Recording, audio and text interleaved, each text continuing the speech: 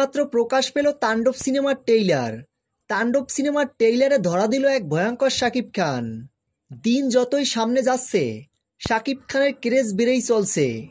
তাণ্ডব সিনেমায় বিশাল বড় চমক নিয়ে আসতে চলছেন মেগা স্টার শাকিব খান, যেটা প্রকাশিত ট্রেইলারই বলে দিচ্ছে।